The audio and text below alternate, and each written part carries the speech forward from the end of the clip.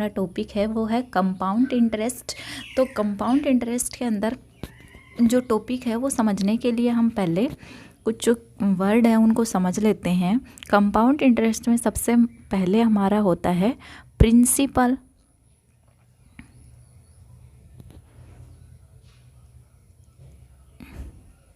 Principal, are होता है rate of interest,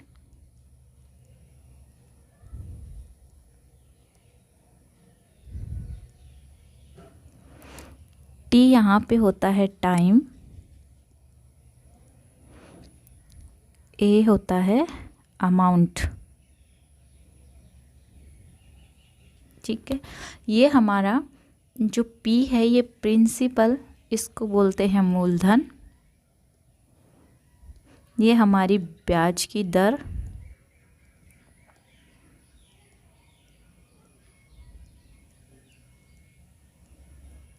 और ये हमारा हो गया मिश्र धन।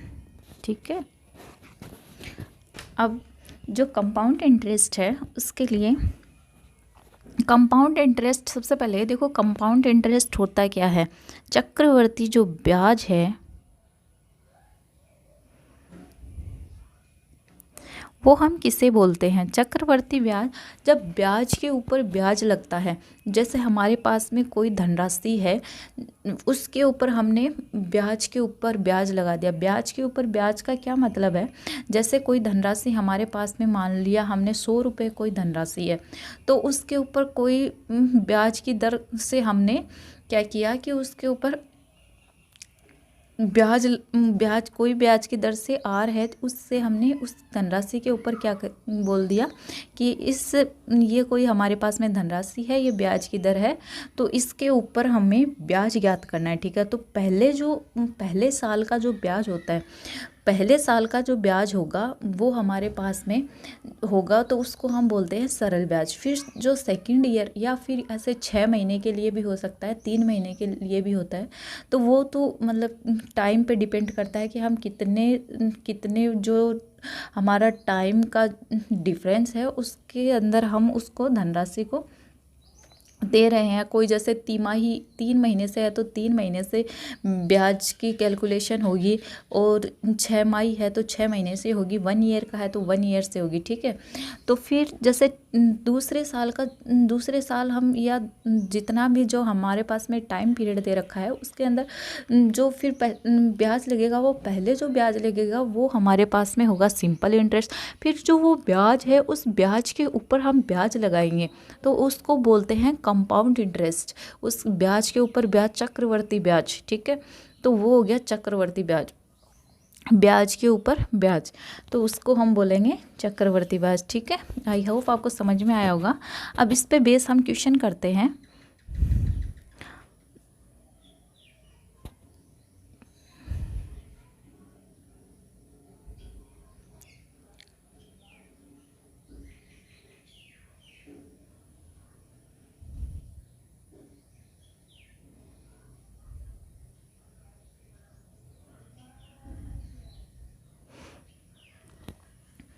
अब हमारा जो पहला क्वेश्चन है वो ये है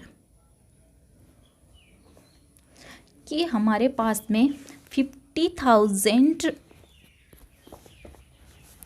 find compound interest on 50,000 rupees for 2 years at a rate of 8% पर annum। तो हमें क्या बोला गया है कि हमारे पास में 50,000 रुपये की कोई धनराशि है, उसके ऊपर 2 वर्ष की अवधि के लिए 8% चक्रवर्ती ब्याज की दर से हमें क्या करना है, वार्षिक ब्याज की दर से चक्रवर्ती ब्याज ज्ञात करना है। तो देखो इस क्वेश्चन को हम कैसे करेंगे, हमारे पास में प्रिंसिपल कितना दे दिया, 50,000 रुपीज, आर हमारे पास में कितनी है 8%, टाइम पीरियड हमारे पास में दिया है 2 years। ठीक है, ये हमें दिया हुआ है। तो हम 2 वर्ष का चक्रवर्ती ब्याज कैसे ज्ञात करेंगे, देखो सिंपल, हमारे पास में कोई फॉर्मूला यूज नहीं करना, सिंपल ट्रिक से बताती हूँ आपको। पहले साल का ब्याज तो 8% की दर से निकालेंगे तो 8/100 मल्टीप्लाई, कैंसिल, 8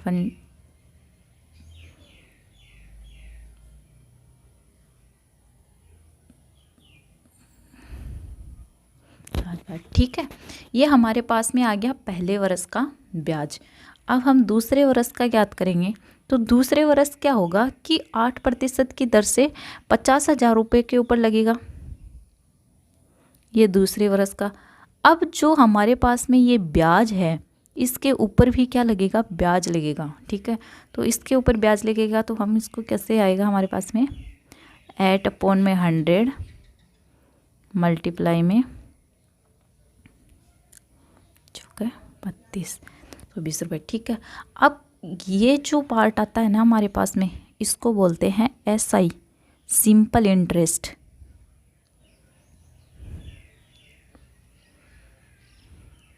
ठीक है, ये हमारा सिंपल इंटरेस्ट है। और ये जो पूरा हमारे पास में आया है वो हमारे पास में क्या है, CI, कंपाउंड इंटरेस्ट। ठीक है, ये हमारे कंपाउंड इंटरेस्ट आ गया। तो हमारा टोटल कंपाउंड इंटरेस्ट कितना हो गया,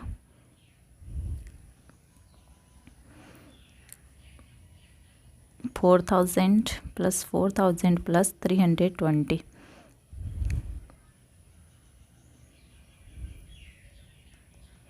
ये हमारे पास में आ गया टोटल कंपाउंड इंटरेस्ट। अमाउंट ज्ञात करनी हो तो इसमें क्या करेंगे, पूछा नहीं है लेकिन बता रही हूँ, अमाउंट ज्ञात करेंगे तो इसमें हमारे पास में जो 50,000 रुपीज़ है उसको ऐड कर देंगे। ठीक है, और क्वेश्चन हम देखें, हमारा नेक्स्ट क्वेश्चन,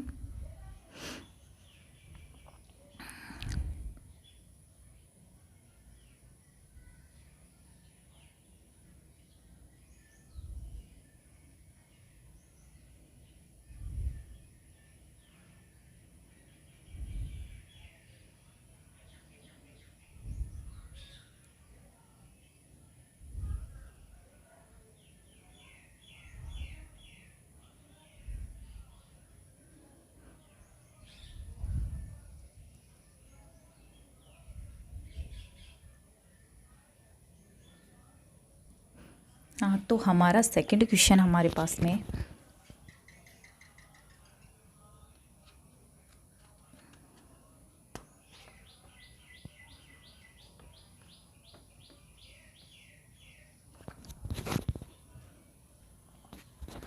सेकंड क्वेश्चन हमारा है, find compound interest for 3 years on 1,000 rupees at a rate of 15%।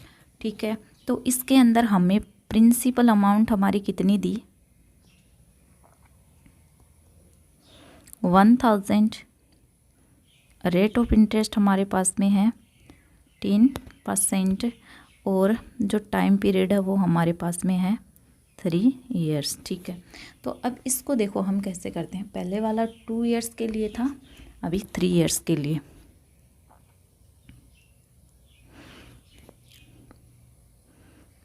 पहले साल के लिए हमारे पास में जो ब्याज हो गया वो कितना हो गया, 1,000 का 15% कितना होता है, 150। ये पहले साल का हो गया। अब दूसरे साल का 115, ब्याज के ऊपर ब्याज लगेगा तो हमारे पास में कितना आ जाएगा, 0.5। तीसरे साल में क्या होगा कि 1,000 का 150, फिर इसका ब्याज हमारे पास में कितना हो गया,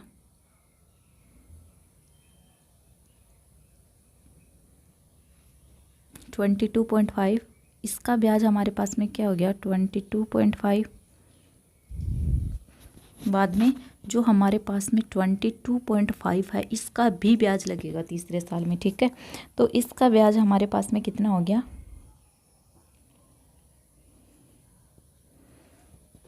3.375। ठीक है, तो ये हमारे पास में देखो पहले साल जो ब्याज लगेगा वो केवल किस पे लगेगा, 1,000 के ऊपर लगेगा। ठीक है, दूसरे साल जो ब्याज लगेगा वो 1,000 प्लस हमारे पास में जो हमारे पास में जो इंटरेस्ट की जो वैल्यू आई है उसके ऊपर भी ब्याज लगा, ठीक है। तीसरे साल इसके ऊपर लगेगा, पहला अमाउंट के पहला जो हमारा प्रिंसिपल वो उस पर लगेगा ही लगा, फिर इसके ऊपर ब्याज, ठीक है, फिर इसके ऊपर ब्याज, बाद में जो हमारा ये दे रखा है इसके ऊपर ब्याज, ठीक है। अब यहाँ से हमारा कंपाउंड इंटरेस्ट कितना आ गया, 150 प्लस 150, इन सबको क्या करना है, ऐड करना है। तो यहाँ से देखो कितना हो रहा है, हम सीधा ही कर लेते हैं। यहाँ से हो गया और ये हो गया 45 प्लस यहाँ से कितना हो रहा है 25.875, यहाँ से करेंगे तो हमारे पास में कितना आ जाएगा 594, 25.875 0 12 575 है बीच। ये हमारे पास में क्या आ गया, 3 साल का कंपाउंड इंटरेस्ट। हमें फॉर्मूले से नहीं करना है, हमें डायरेक्ट करना है इस मेथड से, तो इजी से हो जाएगा, ठीक है। फिर नेक्स्ट क्वेश्चन हम देखते हैं।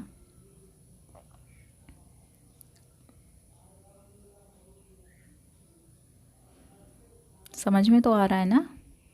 नहीं समझ में आता तो मुझको आप कमेंट कर सकते हैं,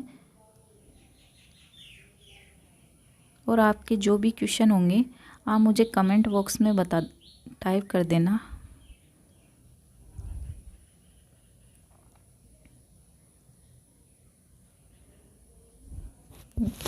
अब हमारा जो नेक्स्ट क्वेश्चन है वो है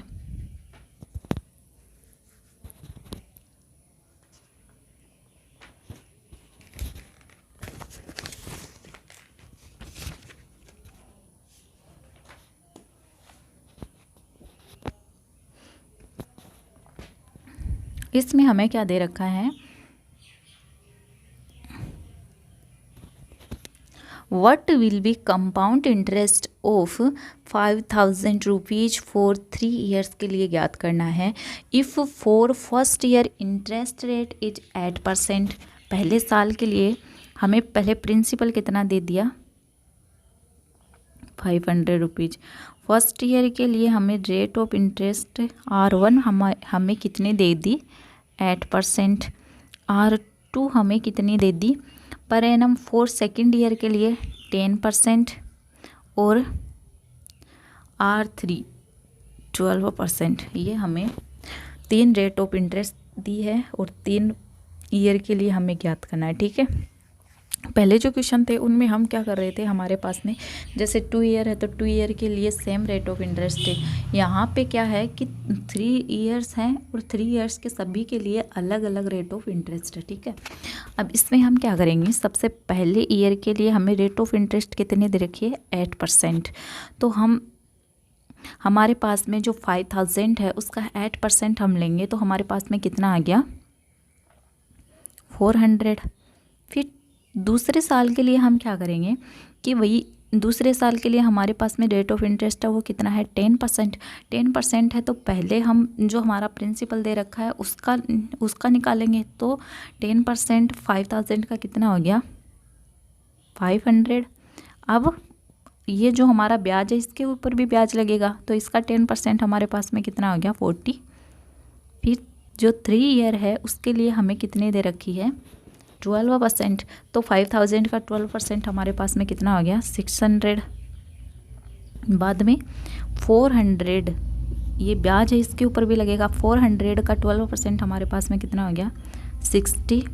फिर हमारे पास में जो ये ब्याज है इसके ऊपर भी लगेगा तो ये कितना हो गया, सॉरी ये हमारे पास में 400 का है ना, 400 का हमारे पास में हो जाएगा 12 4 48। 500 का हमारे पास में हो जाएगा 60। अब जो हमारा ये 40 है इसके ऊपर भी लगेगा, ठीक है। और रेट ऑफ इंटरेस्ट हमारी कितनी है 12। तो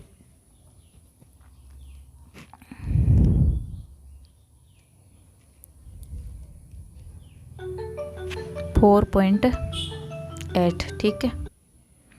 तो यहाँ से हमारा CI कितना आ गया,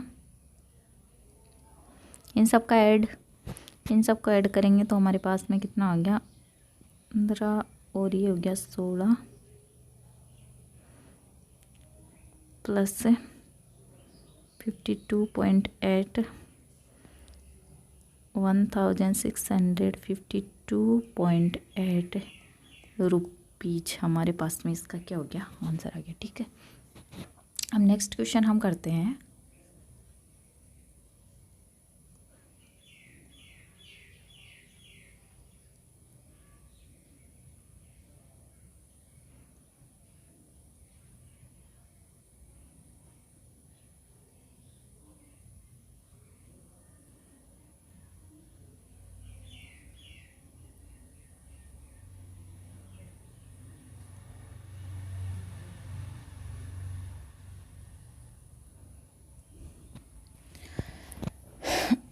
नेक्स्ट क्वेश्चन हमारा है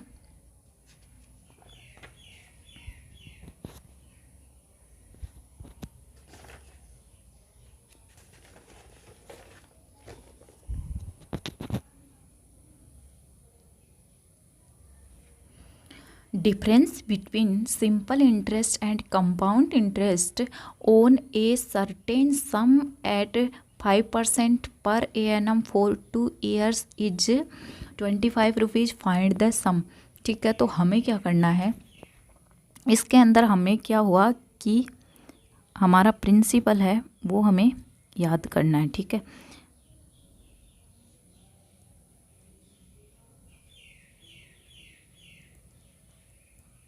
प्रिंसिपल हमें दिया नहीं है, ठीक है। रेट ऑफ इंटरेस्ट हमें दे दी 5%, ठीक है। फिर और क्या दिया है, जो हमारा CI कंपाउंड इंटरेस्ट और जो सिंपल इंटरेस्ट है उन दोनों के बीच में डिफरेंस दे दिया कितना 25 रुपीज़ का, और T की वैल्यू हमें कितनी दे दी 2 ईयर्स, ओके। तो अब इसके लिए हम क्या करेंगे, जो हमारा रेट ऑफ इंटरेस्ट है उससे हम कैसे लिखेंगे, रेट ऑफ इंटरेस्ट को हम लिख सकते हैं 5/100, 1/20। अब हमने एज्यूम कर लिया, हमने माना कि हमारा प्रिंसिपल है वो कितना है, इसका स्क्वायर लेके लिख देते हैं, ठीक है। स्क्वायर लेके लिखेंगे तो हमारे पास में कितना आ गया 400। अब जैसे हम पहले कर रहे थे वैसे ही करेंगे।